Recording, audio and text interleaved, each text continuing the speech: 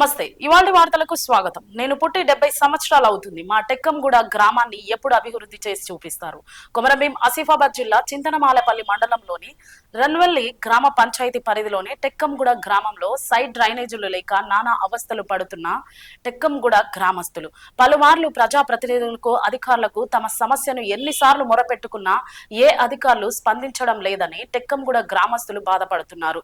గత ప్రభుత్వంలో మా ఊరు డెవలప్మెంట్ కోసం వచ్చిన నిధులను సక్రమంగా ఖర్చు పెట్టకుండా ఎవరు సొంత పనుల కోసం వారు మొత్తాన్ని జమ చేసి మా ఊరిని డెవలప్మెంట్ చెయ్యండి అంటున్న టెక్కంగూడ గ్రామస్తులు.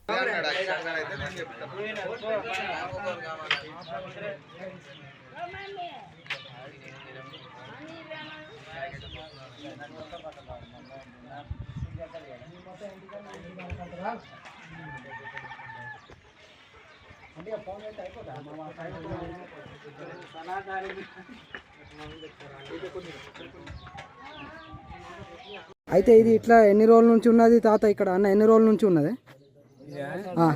4 సంవత్సరాల నుంచి. మీ రెన్వెల్లి జీపుల టేకం కూడా మీ గ్రామానికి వర్కర్ అనేటోళ్ళు ఉన్నారు కదా, మరి క్లీన్ చేస్తున్నారా?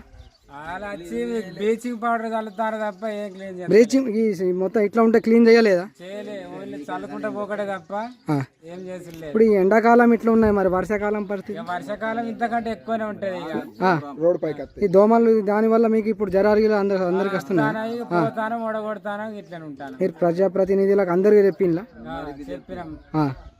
చెప్పినా కూడా ఇదే పరిస్థితి. ఎవరు పట్టించుకుంటలేరా?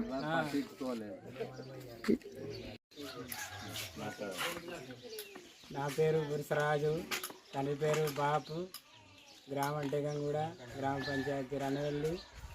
ఇది మా ఇంటి ముందు పరిస్థితి. ఈ మురికి కాలువ సమస్య ఇది గత 5 సంవత్సరాల నుంచి ఇలాగే ఉంటుంది. మేము అధికారులకు చెప్పినా కూడా మమ్మల్ని పట్టించుకోవడం లేదు.